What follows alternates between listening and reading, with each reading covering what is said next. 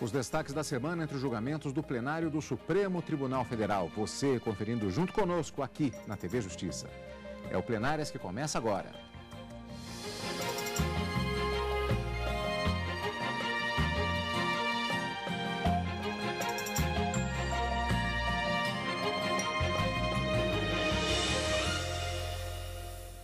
Com os destaques das sessões dos dias 15 e 16 de abril de 2015. Karina, seguindo a mesma tendência que tem se manifestado nas últimas semanas de priorização de processos que já estavam sendo julgados, como, por exemplo, aqueles em que houve pedido de vista. Inclusive, é uma matéria importante que começou a ser julgada anteriormente, houve pedido de vista e o julgamento se estendeu até a sessão plenária da quinta-feira. É exatamente, Carlos. Uma ação direta de inconstitucionalidade de suma importância, como dito por várias vezes, inclusive no plenário, talvez um dos temas mais importantes de decisão do Supremo Tribunal Federal, mas que acabou sendo confirmada a constitucionalidade da lei que criou, que estabeleceu como entidades sociais algumas determinadas empresas que prestam serviços que seriam do Estado, mas que devem cumprir determinados requisitos que foram balizados nessa ação direta de inconstitucionalidade. Mas nós tivemos também outros temas variados. Nós tivemos o julgamento de uma ação direta de inconstitucionalidade por omissão, um tema também que é bastante comum aqui no Supremo e que questionava a omissão do Poder Legislativo do Estado de São Paulo e também do governador do Estado em elaborar uma legislação diferenciada para os policiais, as policiais militares daquele Estado. E ainda na quarta-feira, dois julgamentos também bastante interessantes que envolviam um recurso extraordinário em que se questionava qual seria a base de cálculo para a incidência de imposto de renda e da contribuição previdenciária quando se trata do teto do funcionalismo público federal. E aí a gente vai explicar um pouquinho mais sobre esse assunto. E ainda na própria quarta-feira, uma discussão que acabou sendo bastante rápida, porque já firmada uma jurisprudência ainda nesse mesmo mês de abril, acerca da possibilidade de progressão de regime, quando houver uma condenação penal, e a necessidade do pagamento da multa pela qual foi condenado aquela determinada pessoa que busca essa progressão de regime. Então, esses 4 temas foram temas de discussão no plenário, tanto da quarta como da quinta-feira. E neste caso, como você citou, Karina, foram aqueles recursos que foram apresentados em execuções penais, exato, que, por sua vez, vêm da chamada Ação Penal 470. Exatamente.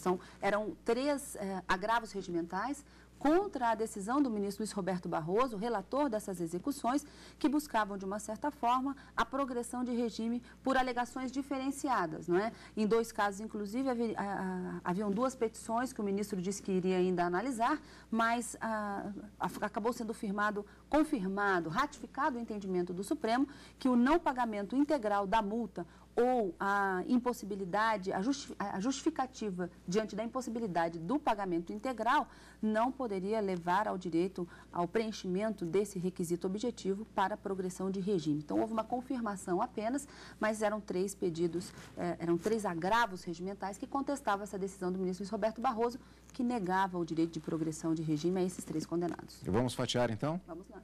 Então, começando com a sessão plenária da quarta-feira, por unanimidade, o plenário do STF decidiu que o teto constitucional do funcionalismo público deve ser aplicado sobre o valor bruto da remuneração, sem os descontos do imposto de renda e contribuição previdenciária. A decisão tem repercussão geral reconhecida.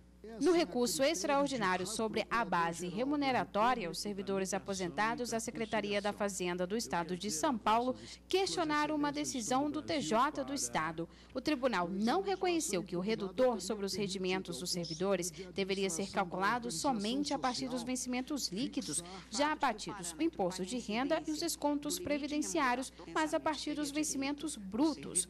Aqui no Supremo, a relatora do caso, ministra Carmen Lúcia, negou o recurso. O que não se admite no ordenamento jurídico brasileiro é a possibilidade de recebimento dos valores que superarem o teto subteto constitucionalmente fixados, tanto que este Supremo Tribunal, no julgamento do mandado de segurança 24.875, reconheceu a possibilidade de recebimento automático dessas parcelas em decorrência de futura elevação do subsídio de ministros do Supremo Tribunal Federal, teto, e do subsídio dos demais agentes políticos elencados no inciso 11 do artigo 37 da Constituição, tido como subtetos. Eu voto no sentido de negar provimento ao presente recurso, fixando a seguinte tese com repercussão geral. Subtraído o montante que exceder o teto e subteto previsto no artigo 37, inciso 11 da Constituição, tem-se o valor que vale como base de cálculo para a incidência do imposto de renda e da contribuição previdenciária. Por unanimidade, os ministros acompanharam a relatora. O caso tem repercussão geral reconhecida e a decisão deve ser adotada pelas instâncias inferiores em ações semelhantes. E na sessão dessa quarta, os ministros, por maioria, negaram a progressão de regime a 3 condenados da ação penal 470. Os pedidos para cumprirem as penas no regime aberto foram apresentados pelos ex-deputados Pedro Henri e Pedro Correia e o advogado Rogério Tolentino. Os 3 condenados alegavam que preenchiam os requisitos para a mudança do regime. Atualmente, Pedro Henri cumpre prisão domiciliar. Pedro Correia, que estava no regime semiaberto, foi preso semana passada acusado de fazer parte do esquema de desvio de verbas da Petrobras. E o advogado Rogério Tolentino cumpre pena no semiaberto. O relator dos agravos, ministro Luiz Roberto Barroso, negou os pedidos. Ele argumentou que enquanto os condenados não pagarem as multas que lhes foram impostas com a sentença, eles não têm direito à progressão. A execução penal 16 do sentenciado Pedro Correia, a dívida dele de multa já foi inscrita em dívida ativa, já está sendo cobrada pela Fazenda Pública, não há nenhuma prova nem de pagamento, nem de acordo de parcelamento, por isso não estou deferindo. No caso de Rogério Tolentino, ele agravou da decisão que exigia o pagamento da multa numa peça, em outra peça, ele procura demonstrar a impossibilidade econômica de pagar, e eu vou apreciar isso separadamente. E o mesmo caso é de Pedro Henri, que igualmente não quitou a dívida, tem uma alegação de que teria sido beneficiado pelo indulto. Há uma dúvida efetiva e eu vou decidir a esse propósito separadamente. A maioria dos ministros seguiu o relator. A multa dos 3 soma mais de 2,5 milhões de reais. Os ministros também retomaram o julgamento de uma ação direta de inconstitucionalidade sobre as organizações sociais. Na ADI, o Partido dos Trabalhadores e o Partido Democrático Trabalhista questionam dispositivos da Lei das Organizações e da Lei das Licitações. Essas normas dispensam licitação na celebração de contratos de gestão firmados entre o poder público e as organizações sociais para a prestação de serviços públicos de ensino, pesquisa científica, entre outros aspectos. O ministro Marco Aurélio, que tinha pedido vista, considerou inconstitucional parte dos artigos questionados. Quanto aos demais dispositivos atacados, admito-a e, no mérito, voto pela procedência parcial do pedido para declarar. E passarei o voto à secretária para efeito de anotação. 1. A inconstitucionalidade dos artigos 1º, 2º, inciso 2, artigo 4º, incisos 5º, 7 e 8, artigos 5º e 6º, cabeça e parágrafo único, artigo 7º, inciso 2, artigos 11 a 15, artigo 17, 20 e 22 da Lei 9.637/98. 2. A inconstitucionalidade do artigo 1º da Lei 9.648/98, na parte em que inseriu o inciso 24 ao artigo 24, que não havia na redação originária da Lei das Licitações, da Lei 8.666/93, justamente para albergar essa situação concreta das organizações sociais. Alguns julgamentos, eles têm um debate doutrinário, às vezes um único elemento em que há posições diferentes por parte dos ministros, eles são bastante debatidos. Mas muitas vezes acontece também que um determinado dispositivo é questionado de alguma forma, por exemplo, no caso de uma ação direta de inconstitucionalidade, e todos aqueles elementos, os seus parágrafos, frases, elas são debatidas detalhadamente em função das consequências que existem das argumentações que são apresentadas sobre as alegadas inconstitucionalidades. Por isso, esse julgamento especificamente, né, Karina, ele que já havia sido estendido por conta de um pedido de vista, e já é um julgamento relativamente antigo, foi apresentado o voto vista, verificamos que o voto do ministro Marco Aurélio foi bastante extenso, detalhando cada um dos itens, e exatamente por causa disso, por conta do próprio tempo avançado já da sessão plenária, ele foi retomado na sessão plenária da quinta-feira. A gente vai voltar a esse tema daqui a pouquinho, exatamente quando verificarmos os acontecimentos e os destaques da sessão plenária da quinta-feira. Por enquanto, vamos ficar no nosso fatiamento em relação à sessão plenária da quarta-feira. E aí, Karina, começa lhe perguntando a respeito desse elemento que é constantemente utilizado no plenário do Supremo Tribunal Federal. Teto constitucional do funcionalismo público. Tema central num dos debates, num dos julgamentos da sessão plenária da quarta-feira.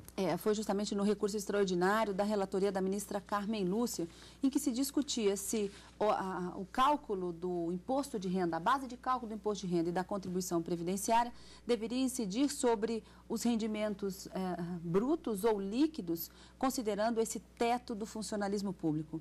O teto foi estabelecido pela emenda constitucional número 41 de 2003 e ele estabelece que nenhuma pessoa que exerça um cargo, uma função ou um emprego público pode ganhar a título de subsídios mais do que recebe o ministro do Supremo Tribunal Federal. E, nesse sentido, estabelece, portanto, como teto o máximo que se pode receber no Serviço Público Federal, aquele subsídio relativo aos dos ministros do Supremo Tribunal Federal. E, a partir desse dispositivo, o artigo 37, inciso 11 da Constituição, a ministra Carmen Lúcia acabou dando a sua decisão, que foi acompanhada por votação unânime. No mesmo sentido, veja, existe um teto do funcionalismo público, que é o federal, e existe ainda o chamado subteto do funcionalismo, que é do âmbito estadual, do Distrito Federal e dos estados.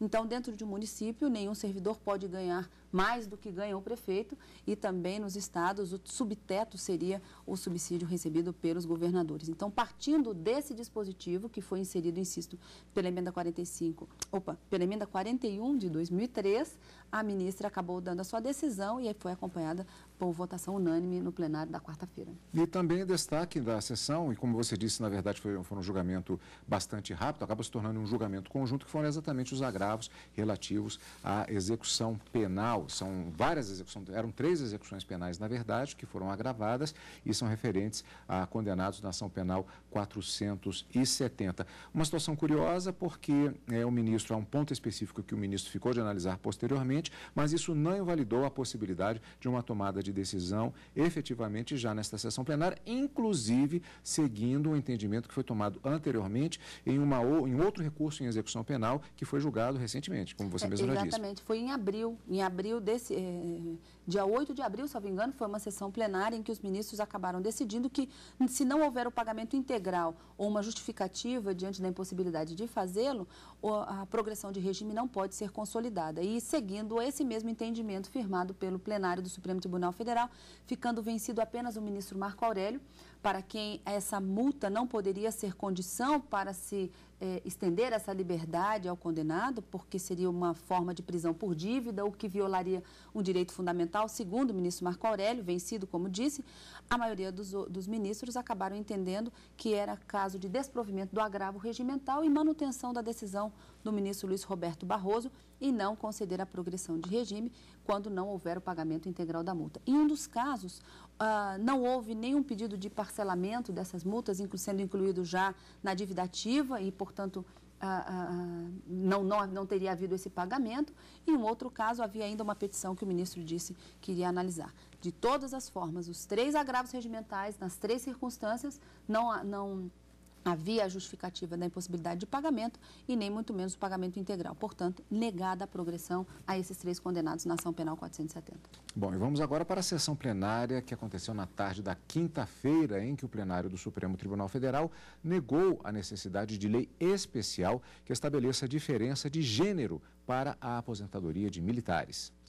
Na ação, a Ordem dos Advogados do Brasil sustenta que o governo de São Paulo e a Assembleia Legislativa teriam sido omissos ao não estabelecer regime previdenciário diferenciado para os policiais civis e militares do Estado. Segundo a OAB, a Lei Complementar de 2014, que regulamenta as aposentadorias de policiais civis em âmbito federal, não poderia ser aplicada no Estado. Se de fato está se tomando por empréstimo a Lei Complementar 144, editada pela União Federal, para disciplinar a aposentadoria de policiais civis e militares do Estado de São Paulo é porque a omissão legislativa do Estado é manifesta. A ministra Carmen Lúcia, relatora da ação, entendeu que não houve omissão do Estado no que se refere ao regime diferenciado para as policiais civis paulistas e que, com a aplicação da Lei Complementar Federal, o Estado estabeleceu os mesmos parâmetros para as servidoras locais. Quanto às servidoras policiais civis,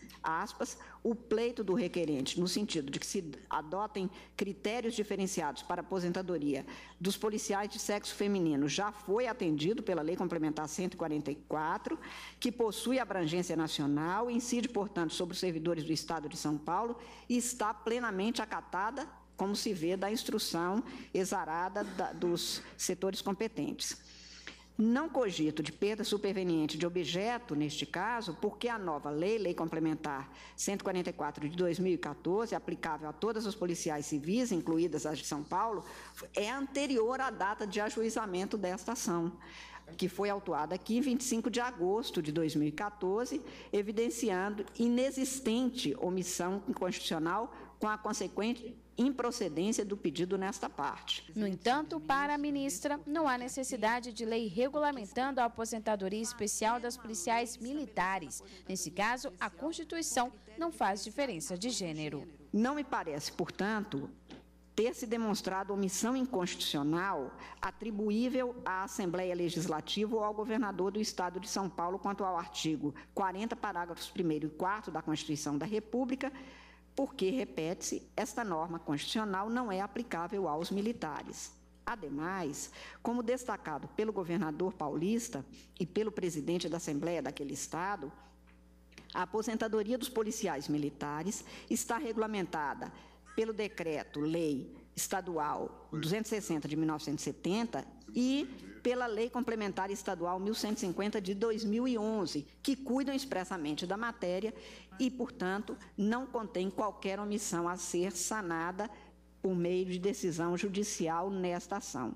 Por isso, senhor presidente, eu estou votando no sentido de julgar improcedente a presente ação direta de inconstitucionalidade por omissão. A maioria dos ministros seguiu o voto da relatora. Já o ministro Marco Aurélio considerou o pedido procedente. Para ele, houve mora legislativa do governador de São Paulo e da Assembleia Legislativa ao não estabelecer critérios diferenciados para as policiais. Voto no sentido da procedência da ação. Voto no sentido da procedência do pedido formalizado. Por que eu faço? Porque temos realmente no Estado de São Paulo uma lei que rege a situação dos policiais civis de 2008 e uma outra lei mais recente, de 2011, que rege a situação dos policiais militares, mas olvidado um princípio maior constante da Carta da República, que é o princípio que revela o tratamento diferenciado, considerados os gêneros. Policiais civis, policiais militares do gênero masculino e do gênero feminino foram colocados de início numa interpretação linear da legislação estadual na mesma vala, quando a Carta da República e o preceito é básico, aplicável aos servidores estaduais, e o são os policiais civis e os militares, ela encerra como princípio, vou repetir, o tratamento diferenciado quanto à aposentadoria de homens e mulheres, servidores públicos. Pois é, Karina, quando se fala a respeito de uma determinada ação, o tema era X.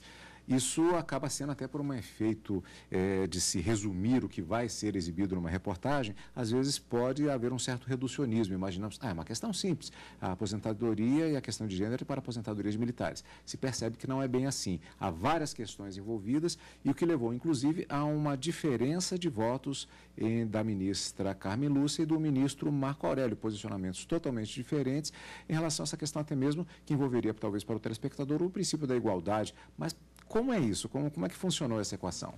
Para a ministra Carmen Lúcia, não teria havido qualquer omissão, tanto do governador do estado para deflagrar esse projeto de lei, para se permitir que as policiais militares no estado de São Paulo tivessem um direito de aposentadoria com um tempo reduzido em detrimento dos homens, e muito menos uma omissão por parte da própria Assembleia Legislativa em tratar desse assunto em lei.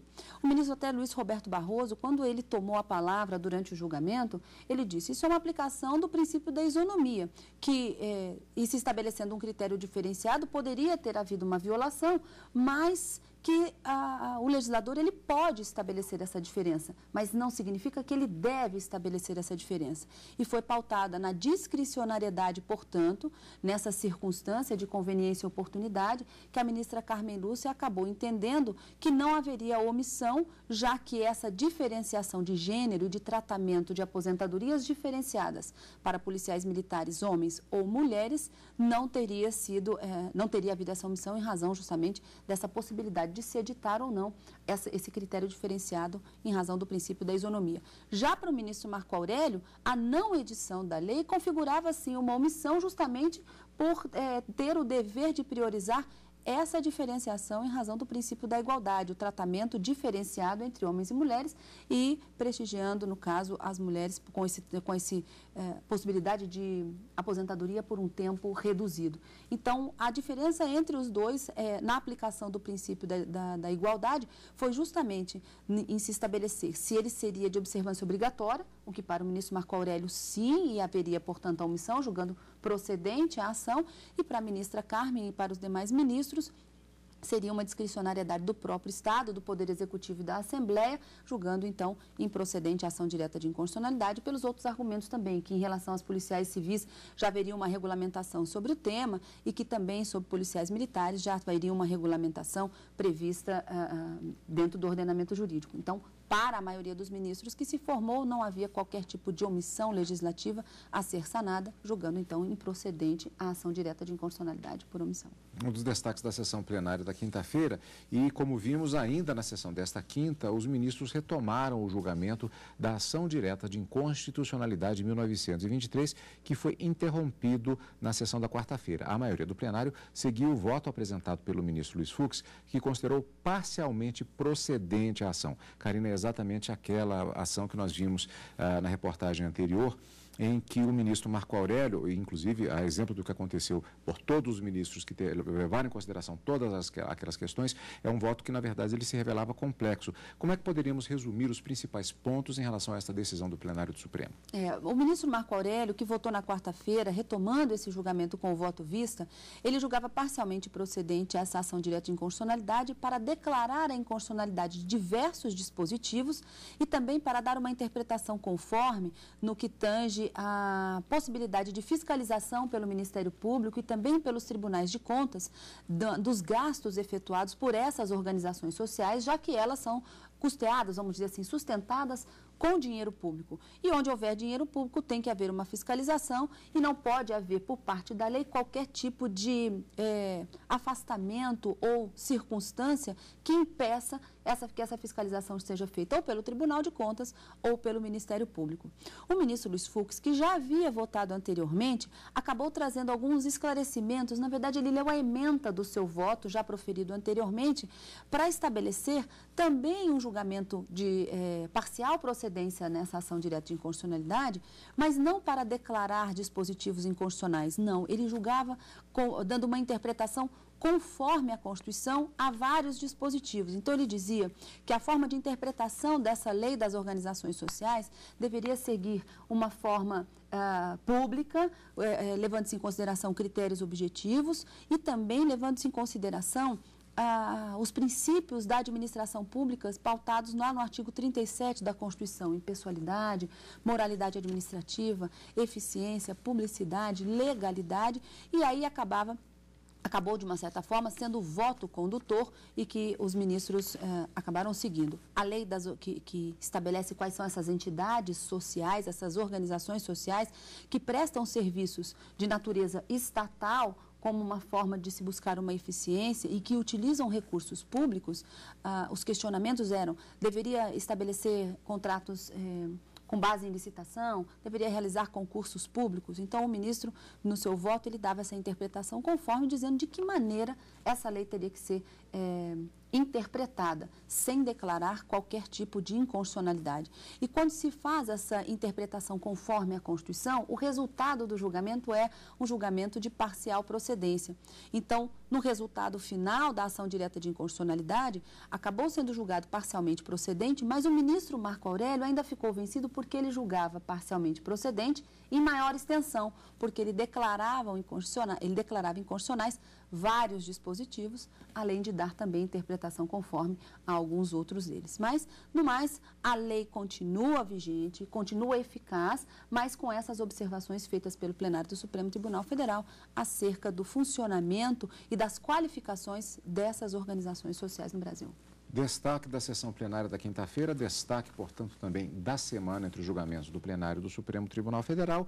Assim, nós encerramos esta edição de hoje do Plenárias.